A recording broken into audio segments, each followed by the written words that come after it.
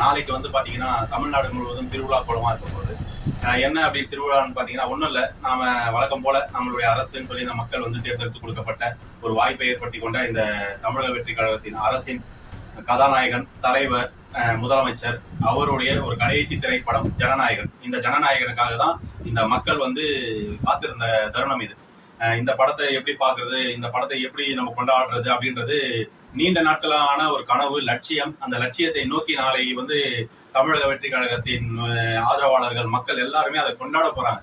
ஆனா ஒருபுறம் பாத்தீங்கன்னா இளைஞர்கள் தன்னுடைய கல்விக்கான தகுதி பறிபோகுதுன்னு சொல்லிட்டு, தங்களுடைய உழைப்பு பறிபோகுது, தங்களுடைய தன்னம்பிக்கை பறிபோகுதுன்னு சொல்லிட்டு ஜந்தர் மந்தரில் பாத்தீங்கன்னா நீட் தேர்வுக்கு எதிரான அந்த முறைகேடுகளுக்கு தர்மேந்திர பிரதான் அவர்களை வந்து பதவி நீக்கம் செய்ய கோரி வந்துட்டு ஏற்கனவே நம்மளுடைய சோனம் வாங்சுக் அவர்கள் வந்துட்டு உண்ணாவிரதம் போராட்டத்தை தொடர்ந்ததை கொண்டு காக்ரோச் ஜனதா பார்ட்டியுடைய நிறுவனர் அவர் தன்னுடைய நிலைப்பாட்டை இதுக்கு ஆதரவாக இளைஞர்களை திரட்டி மிகப்பெரிய அளவுல வந்துட்டு இந்த காக்ரோச் ஜனதா பார்ட்டி மட்டும் இந்த போராட்ட காலத்துல இப்ப இல்ல, ஒட்டுமொத்த இந்தியாவில இருக்கிற இளைஞர்கள் தன்னெழுச்சியாவே இந்த போராட்ட காலத்துக்கு இப்ப வர ஆரம்பிச்சிட்டாங்க.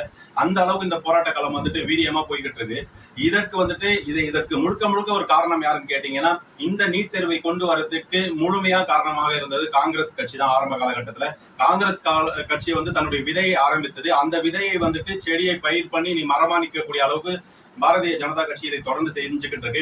மக்கள் கேட்கறது என்னன்னா, இந்த நீட் தேர்வு வேணாம் ஒரு பக்கம் சொன்னாலும், இன்னொரு பக்கம் நீட் தேர்வு முறையா இருக்கணும்னு சொல்லிட்டு காக்ரோச் ஜனதா பார்ட்டியோட நிறுவனர் அபிஜித் பிக்சே அவர்கள் வந்துட்டு தெளிவா தன்னுடைய நிலைப்பாட்டை சொல்றாரு. எதுவுமே நேர்மையா இருக்கணும், நேர்மையை தாண்டி முறைகேடுகள் இருந்தா அதற்கான நடவடிக்கைகள் எடுக்கணும். இப்போ அவங்களுடைய போராட்ட காலம் என்னவா இருக்குன்னா, இந்த தர்மேந்திர பிரதான் அவர்கள் வந்துட்டு முழுக்க முழுக்க இவர் மீது நடவடிக்கை எடுக்கப்பட்டு இவர் பதவி நீக்கம் செய்யப்படும், இல்ல ராஜினாமா செய்யப்படும். ஏதாவது செய்யப்படும் போதுதான் நாங்க இந்த போராட்டத்தை கைவிடுவோம், இல்லைன்னா எங்களோட போராட்டம் தொடரும்.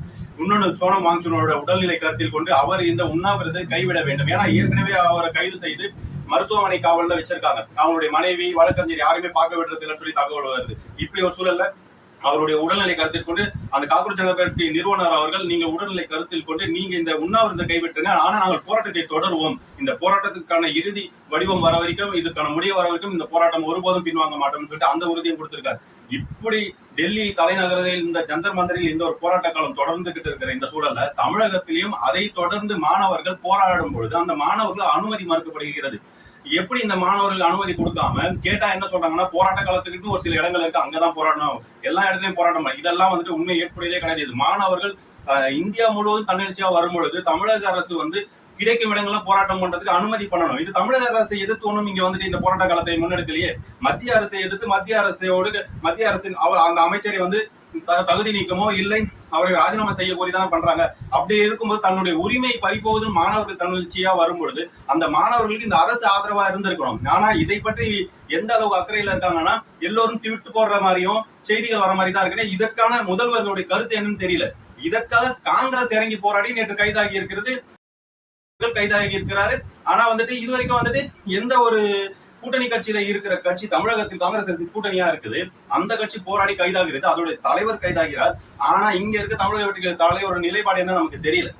இது வரைக்கும் வந்துட்டு போராட்ட காலத்திற்கு ஆதரவு நிலைப்பாடுல கூட அவங்க சொல்லல. தமிழக அரசு இதற்கு ஆதரவு எல்லாம் சொல்லல. அவங்களுடைய கருத்தா ஒவ்வொரு அமைச்சர்கள் தன்னிலை விளக்கமா ஒரு சில கருத்துக்களை வைக்கிறாங்க. இது ஏற்புடையதும் கிடையாது. மாணவர்களுக்கு பொறுத்த வரைக்கும் தமிழ்நாட்டில் போராட்ட காலத்துக்கு அமைச்சு கொடுக்கணும். ஏன்னா எப்படி ஒரு ஜல்லிக்கட்டு போராட்டத்தை மாணவர்கள் கொண்டு, இளைஞர்கள் கொண்டு, மக்கள் கொண்டு எல்லோரும் ஒருங்கிணைந்து ஒரு போராட்ட காலத்தை உருவாக்கி அதற்கான தீர்வை வெற்றி பெற்றார்களோ, அதற்கான நீதிபதி எப்படி சொல்றதுன்னா அதற்கான தீர்ப்பை பெற்றாங்க.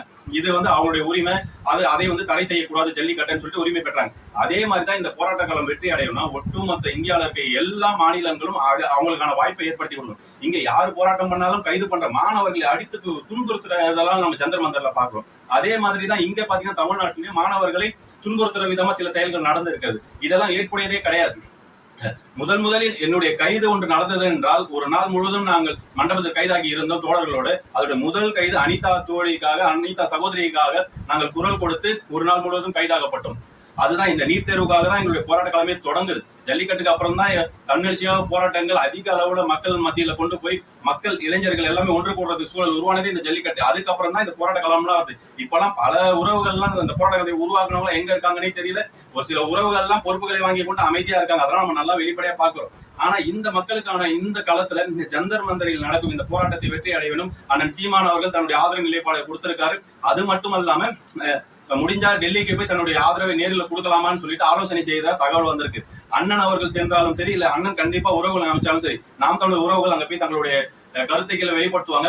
அதுவும் கண்டிப்பா நடக்கதான் போகுது. இந்த போராட்டம் கண்டிப்பா வெற்றி அடையும். அதற்கு அண்ணன் உறுதுணையா இருப்பார். அதுவும் நம்ம பார்த்துக்கிட்டு தான் இருக்கும். ஆனா இங்க என்ன தமிழக அரசு பண்ணது நமக்கு தெரியல. தமிழக அரசு வந்துட்டு இந்த மாதிரி ஒரு மௌனம் இருக்கிறது நல்லதான்னு கேட்டா இது ரொம்ப ரொம்ப நல்லதே கிடையாது. இது ஒரு சரியான போக்கும் கிடையாது. கொஞ்சம் சிந்திச்சு பாருங்க.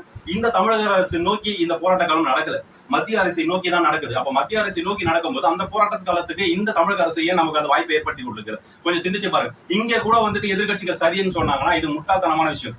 இப்படி ஒரு சூழல், இவ்வளவு பூதாகரமான பிரச்சனைகள் போய்கிட்டு இருக்குது. அங்க மக்கள் நேற்று மாணவர்கள் முடக்கப்பட்டிருக்காங்க. மாணவர்கள் சில பேர் உயிரிழந்து இருக்கிறதாக தகவல் சொல்லப்படுது. அதெல்லாம் உண்மையாவும் தெரியல. பல பேர் அடிச்சு எப்படி துன்புறுத்தி இருக்காங்க, கண்டபடி எப்படி அடிக்கணுமோ அடிச்சு அடிச்சு அடிச்சு விரட்டுறாங்க. அவ்வளவு மாணவர்கள் ரத்த காயமா ஓடுறாங்க.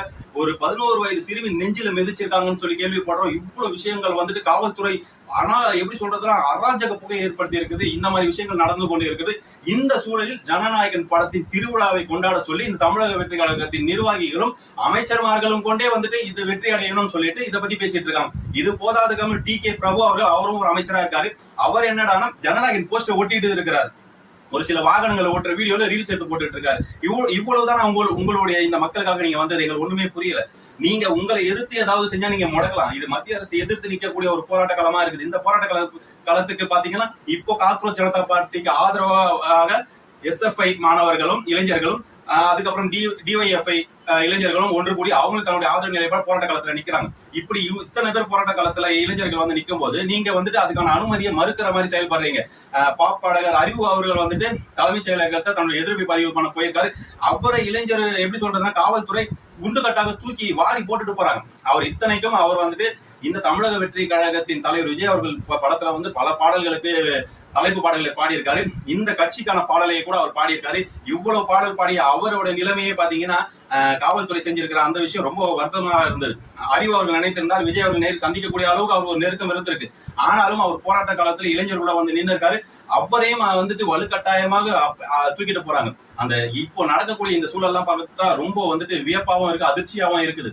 இந்த அரசு யாருக்காக நிக்குதுன்னு நமக்கு ஒரு சந்தேகமா இருக்கு. தமிழக அரசு இந்த மக்களுக்காக நிக்கணும். இந்த ஜந்தர் மந்தர் போராட்டத்திற்காக தமிழகத்தில் எங்க போராட்ட காலத்திற்கு அனுமதி கேட்டாலும் அனுமதி காவல்துறை கொடுக்கணும். அதற்கான வழிவகையை இந்த அரசு கண்டிப்பா செய்யணும். இதை செய்ய மறுக்கும் பட்சத்துல உண்மையும் சொல்றோம், இன்னைக்கும் சொல்றோம், இந்த மக்களுக்கு ஒரு அரசு அமையும்னா அது நாம் தமிழர் அரசு மட்டும்தான் ஒரு முறையான அரசா இருக்கும்னு சொல்லிட்டு அந்த நம்பிக்கையோட சொல்றேன். அண்ணன் சீமான் அவர்களை நீங்கள் வந்துட்டு புறக்கணிப்பு பண்ணல.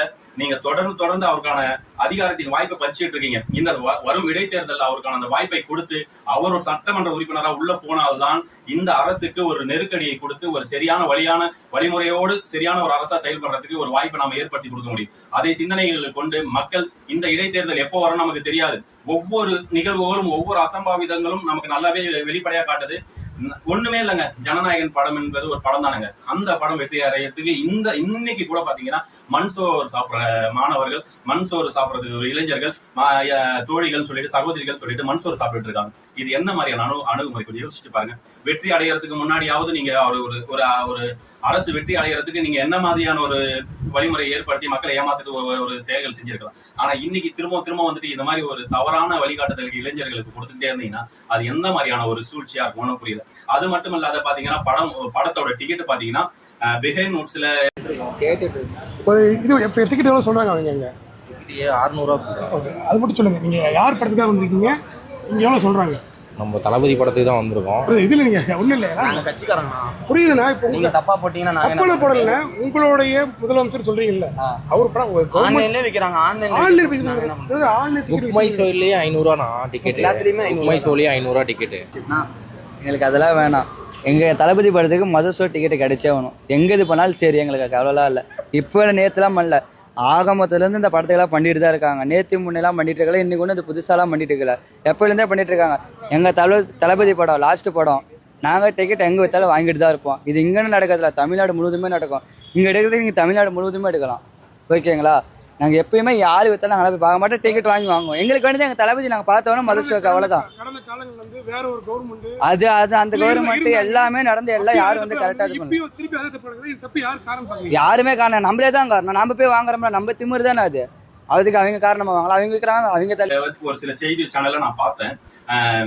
புக் மை ஷோலயே பாத்தீங்கன்னா ஒரு டிக்கெட்டோட விலை 500 ரூபாய் நிர்ணயம் பண்ணி விற்கிறாங்கன்னு சொல்லிட்டு உறவுகளோட செய்தியில வந்து சொல்றாங்க.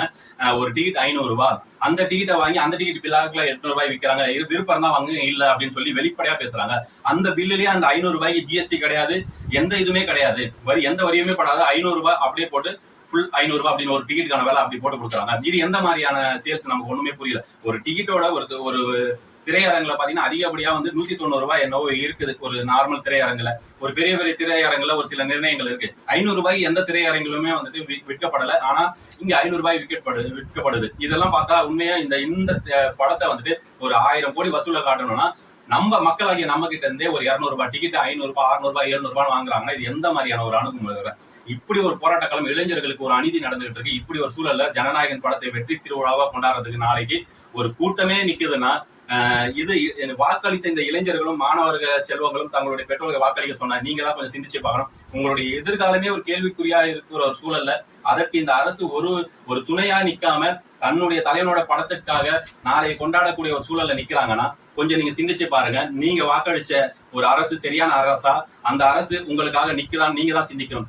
ஒரு ஒப்பற்ற தலைவனாக இருந்த அண்ணன் சீமான் அவர்கள் ஒரு கருத்தியலா மக்களுக்கு பல்வேறு போராட்டங்கள் 15 ஆண்டு காலமா தொடர்ந்து களத்துல நின்றுகிட்டு இருந்தாரு. அப்படி களத்துல நின்று உங்களுக்கு பாடமா பாடம் அடிச்சாரு. தண்ணீர் மாநாடு, அந்த தண்ணீரின் அவசியத்தை சொன்னாரு. கடலம்மா மாநாடு, கடலின் அவசியத்தை சொன்னாரு. மரங்களின் மாநாடு, மரங்களின் அவசியத்தை சொன்னாரு. இப்படி ஒவ்வொரு மாநாடா நடத்தி எல்லா மாநாடுக்கான விளக்கத்தையும் அதனால நமக்கு என்னென்ன நன்மைகள் வரும்னு சொல்லிட்டு இவ்வளவு தெளிவா சொன்ன ஒரு மனிதனை நீங்க புறக்கணிப்பு பண்ணி வெறும் திரை கவர்ச்சி கொண்டு அந்த திரை கவர்ச்சி பிம்பத்தில் மயங்கி இன்னைக்கு ஒரு அரசுக்கு வாய்ப்பு கொடுத்திருக்கீங்க. சரி, அப்படி கொடுத்த அந்த திரை கவர்ச்சியில இருக்க அரசு தங்கள் படத்துல காட்டின மாதிரி ஒரு மாற்றத்தை உருவாக்கி இந்த மக்களுக்கு கொடுப்பாங்கன்னு நீங்க நினைச்சீங்கன்னா அது மிகப்பெரிய ஏமாற்றம். இந்த நிமிஷமே நீங்க தெரிஞ்சிருப்பீங்க. நாளைக்கு தன்னுடைய படத்துக்கான விளம்பரங்களை மட்டுமே இந்த அரசியல் இருக்க அமைச்சர்கள் எல்லாம் எதிர்பார்த்து கொண்டிருக்காங்களே தவிர ஒருபோதும் இந்த மாணவர்களின் போராட்டம் இதற்கு என்ன தீர்வு கிடைக்கும், இதற்கான ஒரு ஆலோசனை கூட்டம் போட்டு இதற்கு ஏதாவது நம்மளால முடிஞ்ச உதவிகள் செய்ய முடியுமா அப்படி ஒரு ஆலோசனை கூட்டம் போட்ட மாதிரி தெரியல. நாளைக்கு திரையில் வரப்போற ஜனநாயகன் படத்தை கொண்டாடி மக்களிடம் பல ஆயிரம் கோடி ரூபாய் வசூல் சாதனை பெற்ற தலைவரின் கடைசி படம் சொல்லி இது ஒரு வரலாற்று படைக்கணும்னு சொல்றாங்க.